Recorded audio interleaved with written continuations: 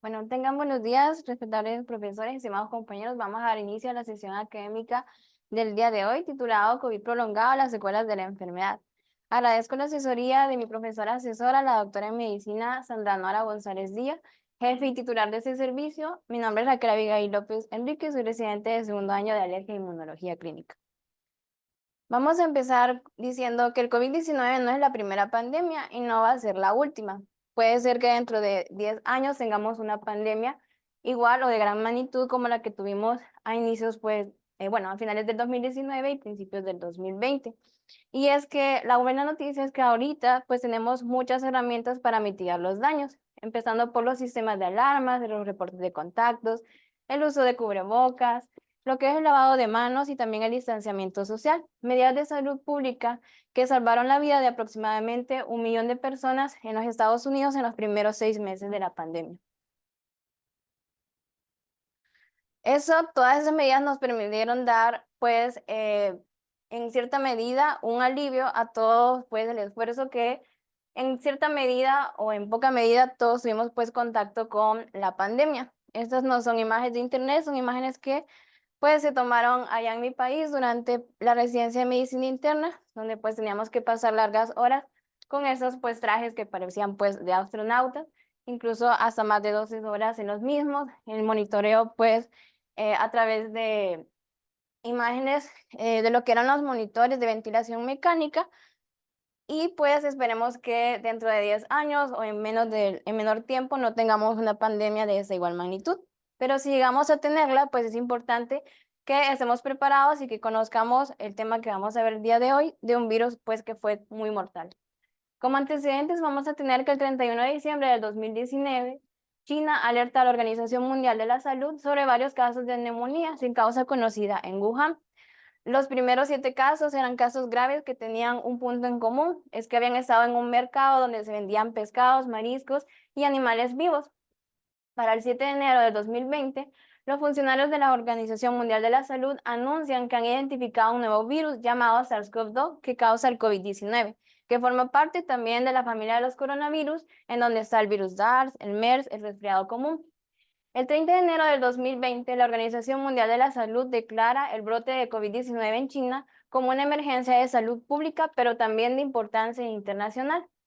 Y es de tal manera que el virus se va desarrollando rápidamente que ya para el 11 de marzo del 2020, la Organización Mundial de la Salud declara pandemia al COVID-19. Para esa fecha ya habían más de 100.000 casos reportados y 4.000 muertes en más de 114 países. Para el 2 de abril de 2020, los casos confirmados de COVID superan el millón en todo el mundo y para el 10 de abril de 2020 las muertes mundiales por COVID-19 superan las 100.000. Y actualmente, ¿cuál es la situación que tenemos en México? Vamos a tener datos de la Dirección General de Epidemiología del Gobierno de México que están reportados o graficados desde enero del 2022 hasta enero del 2023 y vemos que los casos confirmados superan los 7 millones y los casos sospechosos hasta 830.000 casos, siendo de mayor prevalencia en las mujeres, eso quizás debido pues porque ellas, como en todas las enfermedades, tienden a consultar más a los servicios de salud. Sin embargo, pues hay una clara diferencia entre los hospitalizados y los ambulatorios, siendo los casos ambulatorios representando un 90%. Esto muy probablemente debido a todas las campañas de vacunación que se tienen actualmente. Las defunciones no es un número despreciable, son alrededor de 334.000 y eso pues solo las del año 2022, faltan las del 2023 y pues los principios de este año. ¿Cuál es la situación que hay en Nuevo León? Los casos confirmados no van a diferir de muchos de los estados de México. Al momento están confirmados 430.000 y las defunciones van alrededor de las 15.000 defunciones. Entonces, pues sí es importante que nos involucremos como alergólogos e inmunólogos porque mucha de la fisiopatología de este virus tiene que ver con el sistema inmune. No es una enfermedad que nada más vamos a dejar o vamos a dejar a un lado a los médicos internistas, sino que también compete pues a los pediatras, a los neumólogos, a los de terapia de rehabilitación pulmonar y obviamente nuestra especialidad porque es una enfermedad que no distingue entre edades o género. Ahora bien, vamos a hablar acerca de lo que nos compete este día, que es el COVID prolongado, lo que conocemos hasta el día de hoy. Para el 30 de octubre del 2020, El director actual de la Organización Mundial de la Salud describía que aunque estamos aprendiendo sobre el virus, lo que está claro es que ese no es solo un virus que mata gente, sino que pone una serie muy amplia de efectos serios a largo plazo. Y la verdad es que tenía mucha razón. Y de hecho, existen organizaciones sanitarias que les ha costado o les ha sido difícil lograr una definición en común por la amplia gama de síntomas que implica esta enfermedad.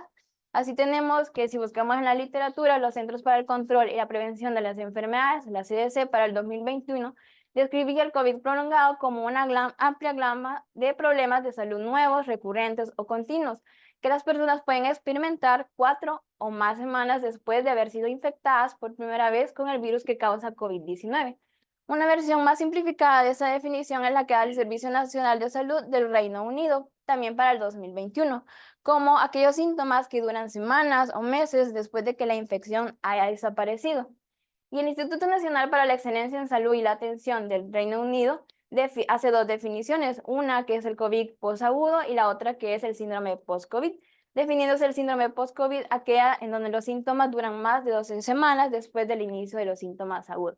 La verdad es que lo podemos encontrar el COVID prolongado con diferentes nombres, como COVID prolongado, que va a ser el más utilizado, condiciones post-COVID, secuelas posagudas de la infección por SARS-CoV-2, según el Instituto Nacional de Salud de Estados Unidos, pero yo creo que la definición más completa es la que da la Organización Mundial de la Salud, en donde la define como aquella que ocurre en pacientes con antecedentes de infección probable o confirmada de SARS-CoV-2.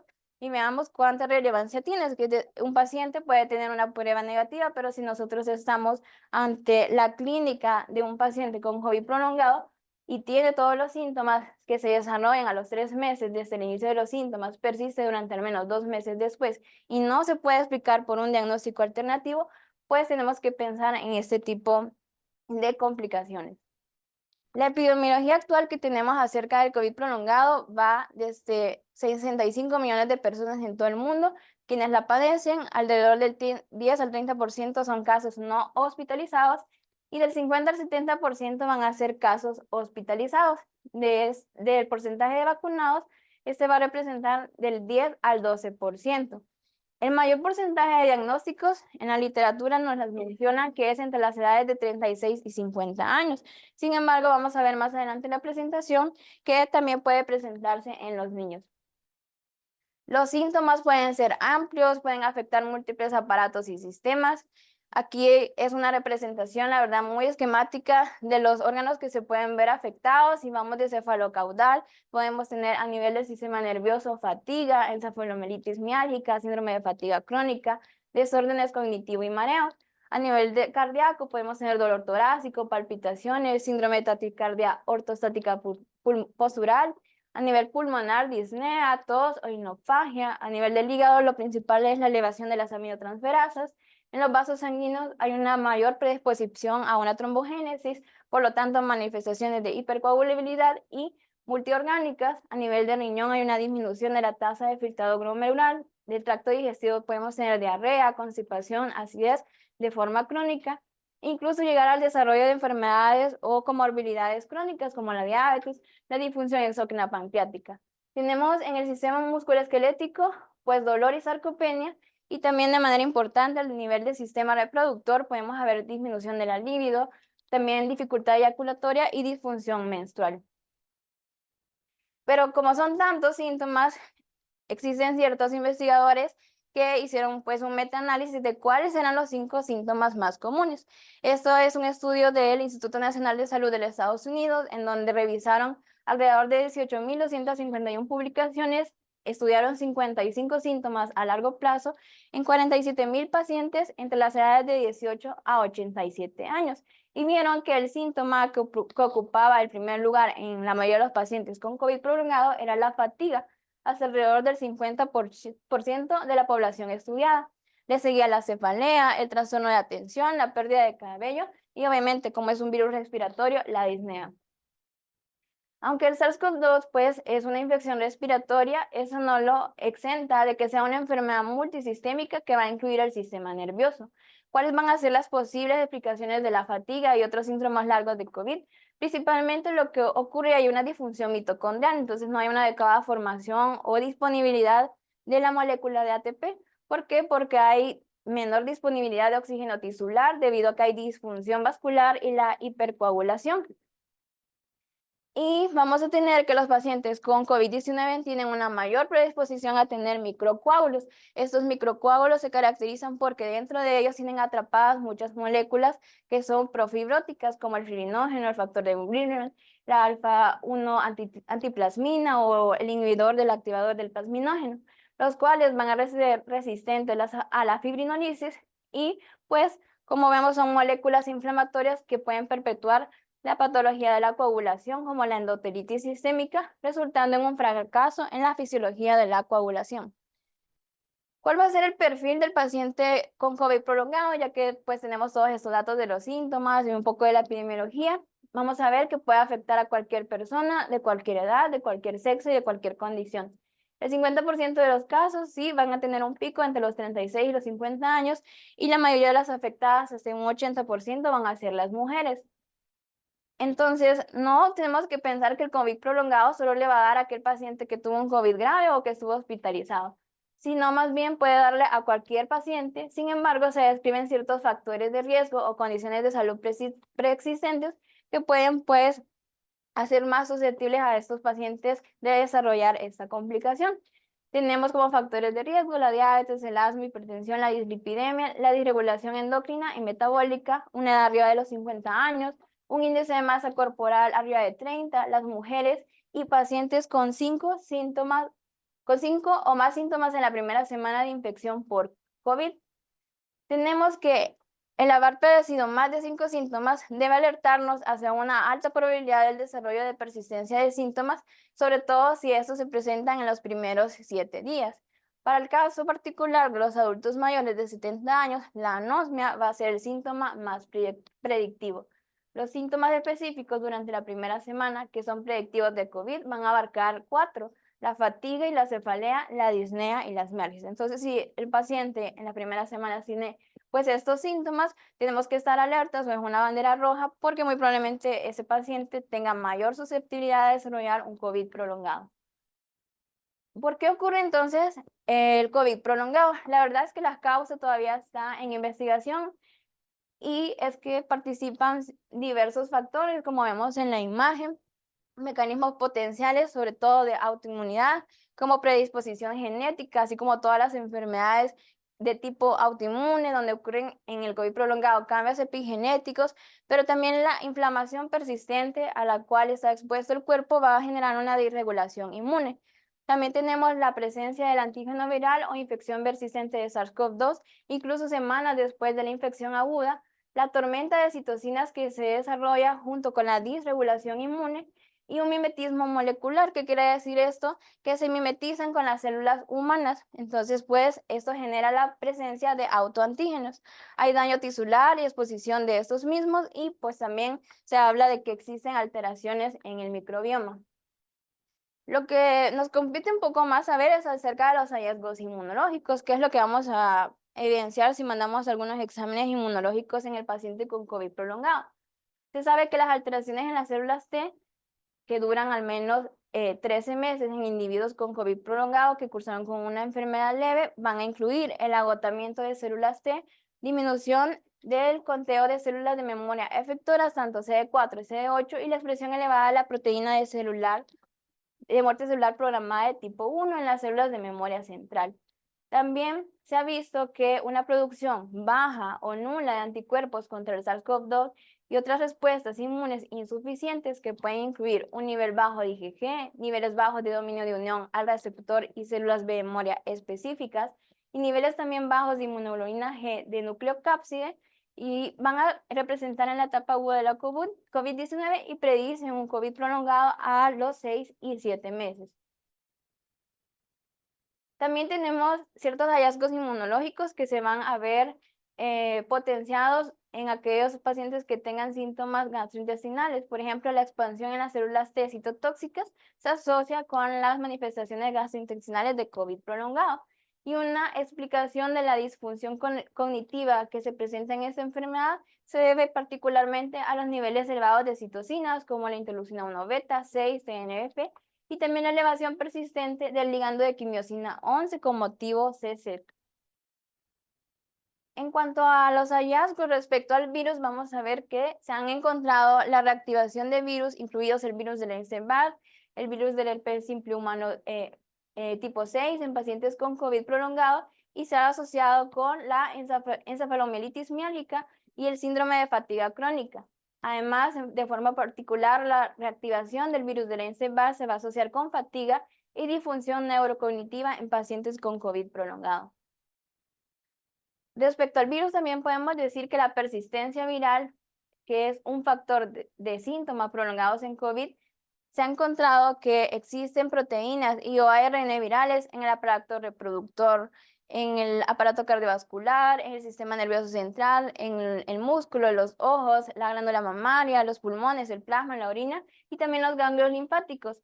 Se han encontrado que el antígeno Spike, que es una proteína pues espiga del COVID, se encuentra circulante en pacientes con COVID prolongado hasta 12 meses después del diagnóstico. Y ahora sí, algo que quizás pues les puede llamar la atención como pediatras es si los niños están en riesgo de padecer COVID prolongado, y la respuesta es que existen varios estudios que analizan el riesgo en niños. Si bien es cierto, puede ser menos común en los niños, no se conoce a ciencia cierta el riesgo exacto, los rangos van desde 0 a 13%, pero sí se describe que los síntomas van a ser similares a los adultos, es decir, van a cursar con fatiga, disnea, dificultad para concentrarse, y una ventaja que quizás pues tienen los niños es que ellos resuelven más rápido que los adultos, aunque esto pues es un área activa de investigación.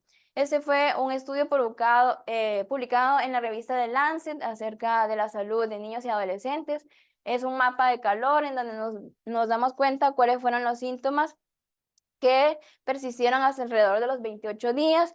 Como es un mapa de calor, el color más intenso representa ciertos o diversos porcentajes.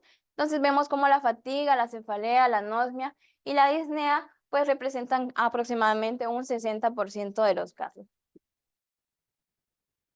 Otra pregunta que nos pueden hacer los pacientes es si hay alguna afectación en el riesgo de COVID prolongado de acuerdo a la vacunación. Y también pues esta es una área activa de investigación.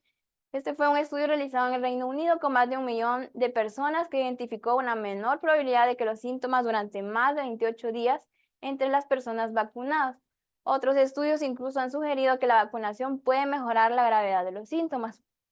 Este también fue un estudio que se publicó en la revista de enfermedades infecciosas de Lancet y la verdad que es súper interesante porque es un mapa de variación logística en donde vemos que están graficados los odds ratios.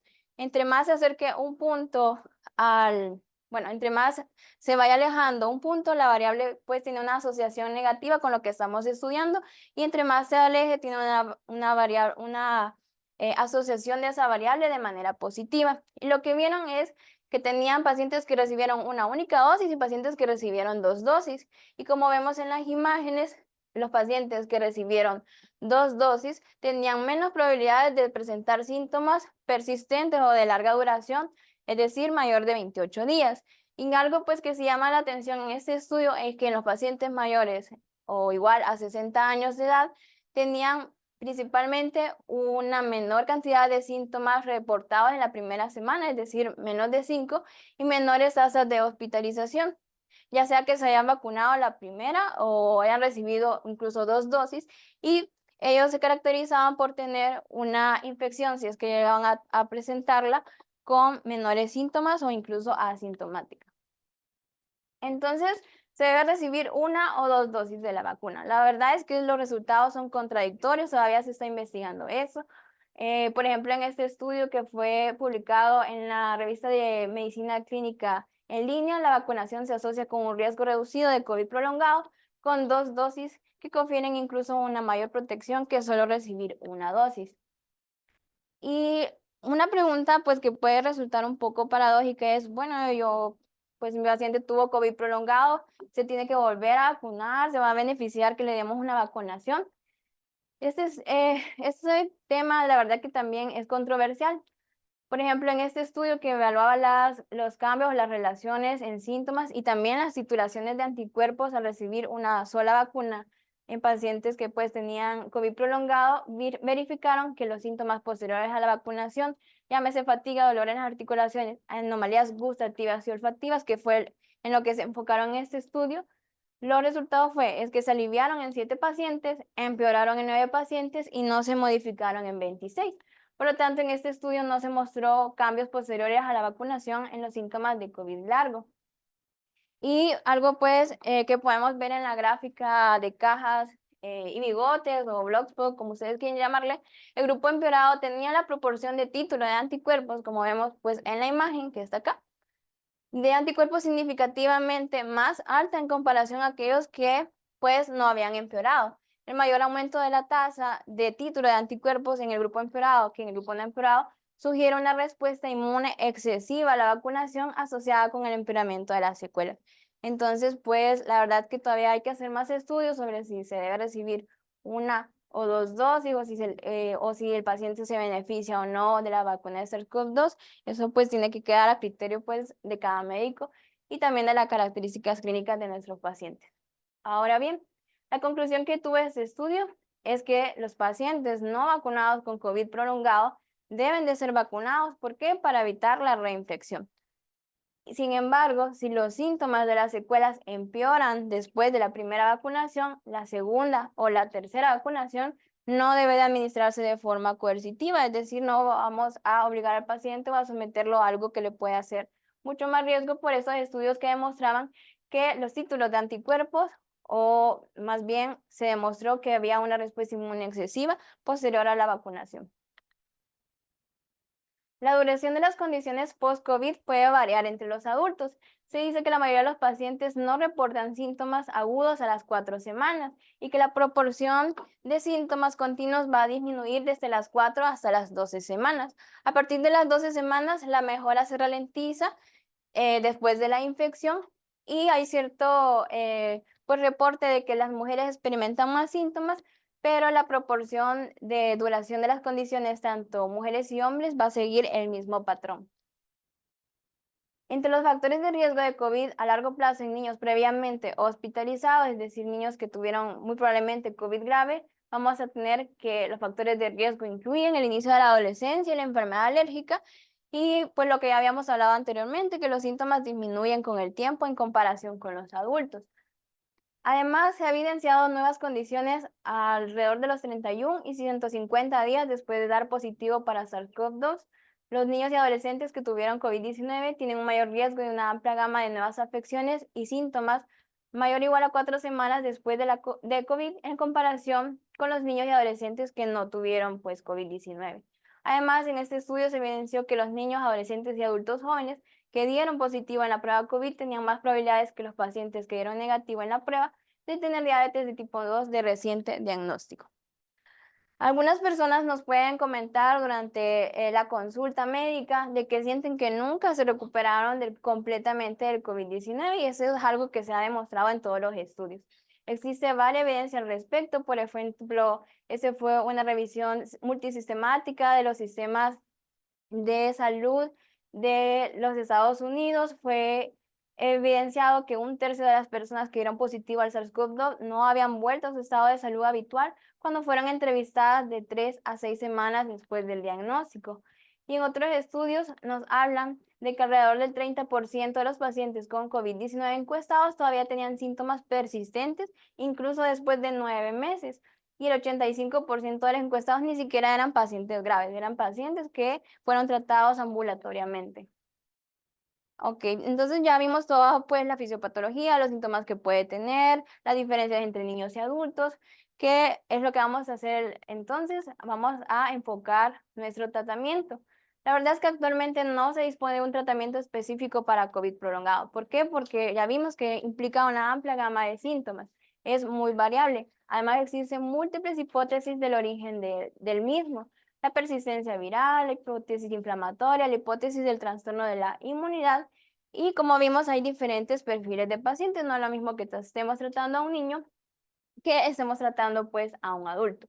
Entonces, el abordaje terapéutico, ¿en qué se va a enfocar? Prácticamente pues es lo que se muestra en esta imagen. Vamos a enfocarnos según el síntoma que presente nuestro paciente. Si el paciente presenta un estado de hipercoagulabilidad, un estado protrombótico, pues vamos a hacer el diagnóstico como que fuera un paciente que no tuviera pues el COVID prolongado. Vamos a hacer el tratamiento como que fuera un paciente que no tuviera esa enfermedad, desde el perfil de coagulación, tratamiento incluso pues que todavía está en el estudio como la vitamina C, entre otras causas. Vamos a ir pues detallando cada uno de estos.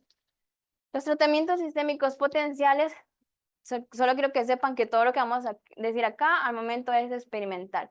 Entonces, todavía no se han demostrado que ningún agente avírico pues sea eficaz. Uno de los medicamentos que más están en estudio es el Remdesivir. ¿Por qué? Porque es un antiviral análogo del nucleótido que retrasa la replicación del ARN viral. Sin embargo, no es autorizado pues para el tratamiento de COVID prolongado. Lo que sí se ha visto es que este medicamento aumenta ligeramente la posibilidad de mejoría clínica hasta el día 28 con una evidencia de certeza, la verdad, moderada. En cuanto a los anticuerpos monoclonales, vamos a tener que la hiperinmunoglobulina es otro enfoque de investigación para proporcionar inmunidad pasiva a las personas expuestas al SARS-CoV-2. Principalmente existen ciertos anticuerpos monoclonales como el bamlanivimab, el etesimimab, entre otros que se van a unir propiamente a esta proteína espiga del COVID que está pues muy afín a las células respiratorias, pero que también se pueden encontrar en otros tejidos. Sin embargo, no existen evidencias de su uso en COVID prolongado. Y eso, la verdad que cuando lo leí me impactó mucho porque quizás no lo ocupemos en muchas situaciones como asma grave. Sin embargo, los antileucotrienos, que sabemos que son los leucotrienos, pues mediadores de la inflamación y del daño en tejidos, hay una hipótesis de que el uso de montelukast en COVID prolongado puede apuntar a la supresión de la activación del factor nuclear potenciador de las cadenas ligeras kappa de las células B activadas y daría como resultado una reducción correspondiente de mediadores proinflamatorios. La verdad que son estudios experimentales que están bastante interesantes. Este apenas es un ensayo clínico en curso, en fase 3. Los objetivos de este estudio, que es pues, un protocolo ahorita, es evaluar la eficacia de 10 miligramos de montelukast oral cada 24 horas frente a placebo en la mejoría de la calidad de vida asociada a síntomas respiratorios de leves a moderados en pacientes con COVID largo. Esperamos que podamos tener pues ya resultados. El periodo de recolección ya se terminó el 1 de marzo del 2023. Entonces, pues muy probablemente estén pues en el análisis de los datos. Tiene como objetivos secundarios también evaluar el efecto frente a la mejora de la capacidad, no solo de síntomas respiratorios, sino también la astenia, la cefalea, la confusión mental, entre otros, incluyendo el estado funcional del paciente o la mortalidad. Ya se llevó un estudio piloto para hacer este protocolo. Fueron alrededor de 12 pacientes, todas eran mujeres, recibieron una dosis de 10 miligramos de montelukast durante 14 días y la mejoría de los síntomas fue en todas las pacientes. También existen tratamientos destinados a sustituir déficits nutricionales, marcadores y otros que la verdad no podemos menospreciar, como es el papel de la vitamina D. Sabemos que la vitamina D tiene efectos inmunomoduladores, genera una supresión selectiva de citocinas inflamatorias, reduce la infiltración de leucocitos en sitios inflamatorios, así como la interacción con otras células inmunes como neutrófilos, monocitos y macrófagos, mastocitos, aumenta las células T reguladoras y también disminuye la proporción entre neutrófilos y linfocitos, lo cual pues también va a influir en el estado funcional de los linfocitos T. Y la verdad que este es un esquema súper bonito de cómo son los mecanismos propuestos de la vitamina D en COVID-19, sobre todo en COVID prolongado. Y vamos a tener que podemos tener dos tipos de pacientes, un paciente que tiene deficiencia o un paciente que tiene suficiencia de la vitamina D. Obviamente que para tener deficiencia de vitamina D tenemos que tener factores de riesgo como la presencia de enfermedades ya sea cardiovasculares, hepáticas, incluso pues antecedentes genéticos de deficiencias, la obesidad en sí misma, y se ha visto que los pacientes con pieles un poco más oscuras tienen mayor dificultad para sintetizar la vitamina D. Y bueno, el papel fundamental que tiene la vitamina D, como vimos anteriormente, todas las funciones que realizaba, si vamos por paso, primero tiene pues un papel en la función de entrada del SARS-CoV-2. La verdad que el papel que va a tener la vitamina D junto con los factores relacionados, sobre todo los factores pues que se ven relacionados con enzimas celulares, va a ser un poco controvertido. Si recordamos, la enzima convertidora de angiotensina va a ser la principal enzima responsable de captar a través de la proteína de espiga del SARS-CoV-2 a este virus y pues generar una mayor disfunción a nivel de las células respiratorias. Entonces, hay ciertas teorías, no sé si se podrán recordar, de que se decía que los pacientes que tomaban inhibidores de la enzima convertidora de angiotensina, pues tenían mayor predisposición a tener un COVID grave. ¿Por qué? Porque recordemos que la angiotensina 2 es la responsable de la vasoconstrictor. La vasoconstricción puede generar angioedema a nivel de tejido pulmonar local y puede asociarse con la insuficiencia respiratoria aguda. Entonces, la vitamina D, ¿cuál es el papel allí? La vitamina D lo que va a hacer es que va a potenciar la enzima convertidora de angiotensina 2. Entonces, si hay mayor cantidad de enzima convertidora de angiotensina 2, muy probablemente ese paciente pueda tener una mayor disfunción en la respiración. Entonces, pues ese tema todavía es controvertido. También tenemos que la vitamina D tiene efectos a nivel del retículo endoplásmico, lo que va a suprimir es el estrés que ocurre allí, por lo tanto puede disminuir el periodo de vida del virus. Y también, bueno, recordemos que la 1,25 hidroxivitamina 2 va a ser la principal forma activa de la vitamina D, que se va a formar a nivel de los riñones, pero también se puede ver en otras células epiteliales respiratorias. Entonces la vitamina D va a potenciar mucho más estos mecanismos, sobre todo al asociarse al citocromo P450 en su subunidad de CYP2B1. La fatiga, que es uno de los principales o forma parte de los 5 síntomas principales que comentan los pacientes que presentan COVID prolongado, debe de ser, la verdad, un tema que se debe diferenciar entre un paciente que tiene cierta fatiga respiratoria, porque acá pues suelen confundir esos términos, pero nos estamos refiriendo propiamente a la fatiga tanto física como mental, inexplicable, persistente, recurrente. Y también existe una fatiga post-ejercicio que describe una intolerancia al esfuerzo físico y mental que se desencadena con el agravamiento de los síntomas y que suele persistir desde 14 horas hasta varios días. Existen varios estudios acerca del tratamiento de la fatiga postviral con un enfoque en el COVID prolongado. Uno de estos va a ser la vitamina C, que su forma biológicamente activa va a ser el ascorbato, que tiene efectos neuroprotectores y vasoprotectores debido a sus propiedades, principalmente antioxidantes y antiinflamatorios. Entonces, la fatiga, el dolor, los trastornos cognitivos, los síntomas similares a una depresión son síntomas conocidos como una deficiencia de vitamina C. Y los estudios que hay en cuanto a la vitamina C nos hablan sobre todo de la vitamina C endovenosa. No vamos a estar hablando de vitamina C oral porque nunca vamos a llegar a los niveles plasmáticos farmacológicos que son arriba de 220 micrometros. Entonces, en este estudio que evaluó los resultados que tuvieron con vitamina C en pacientes que tenían fatiga y COVID prolongado, fue que administraron dosis aproximadas de 3,5 gramos a más de 75 gramos al día en un rango variable por estudio que osciló entre las 4 y 12 semanas. Y a pesar de las diferentes enfermedades subyacentes, las dosis altas de vitamina C mostraron una reducción de la fatiga en casi todos los estudios. Eso fue una revisión sistemática. El estrés oxidativo también es un factor influyente importante para la disfunción endotelial y los trastornos circulatorios. Altas dosis de vitamina C endovenosa combaten el estrés oxidativo abrumador y también restaura la función endotelial y orgánica. Entonces, en COVID-19, el estrés oxidativo, ¿por qué se desencadena? Pues porque ya vimos que se forman microcoágulos a nivel circulatorio, hay pues todos estos acúmulos en los microcoágulos de sustancias que son profibróticas o hipercoagulables, y eso da lugar pues a embolias y disfunción de la microcirculación. Y otro tema también importante en COVID prolongado va a ser la cefalea.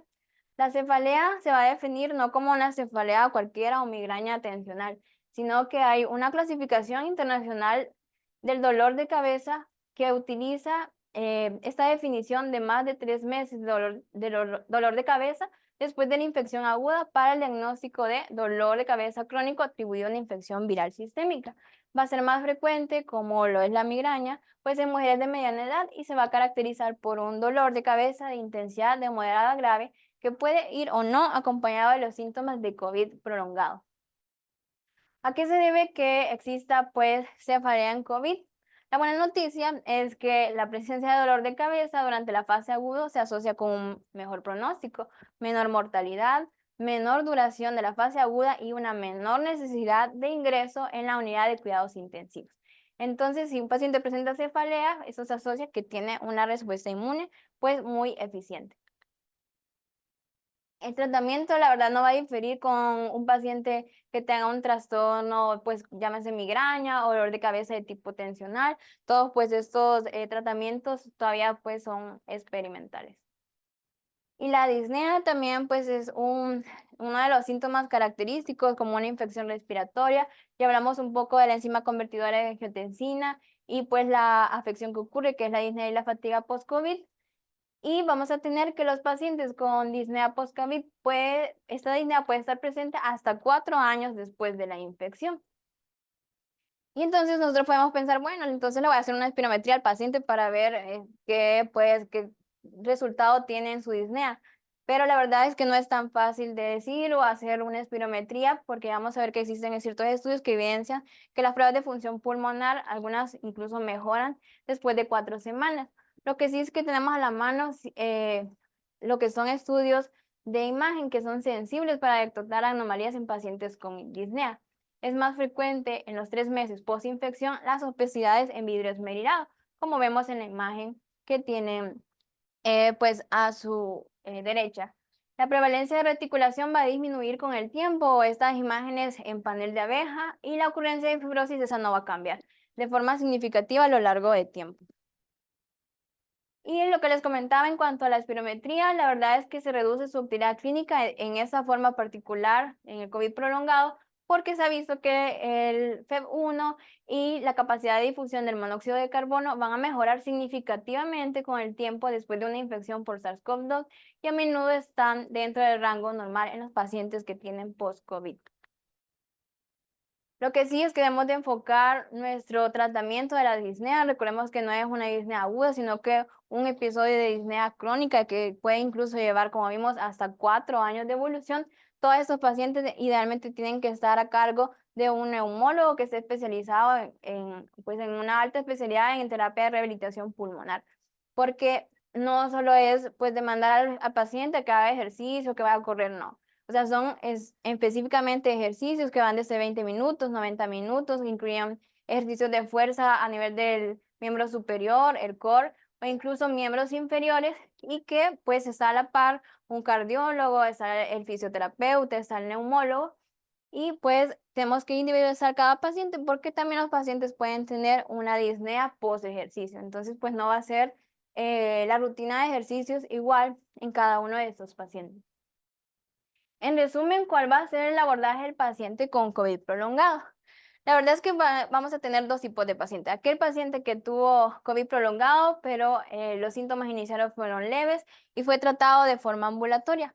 O bien, un paciente que estuvo hospitalizado, que tuvo un COVID grave, que necesitó pues el uso de oxigenación suplementaria, pero que todos al fin y al cabo van a terminar pues o deberían de terminar en un trial, ya sea por el médico de primer nivel o bien ya sea con nuestra especialidad, en donde debemos de evaluar cada uno de los síntomas que ya vimos que afectan a todos pues, los aparatos y sistemas, empezando de céfalo, caudal, todo lo tenemos que preguntar, incluyendo el estado anímico del paciente.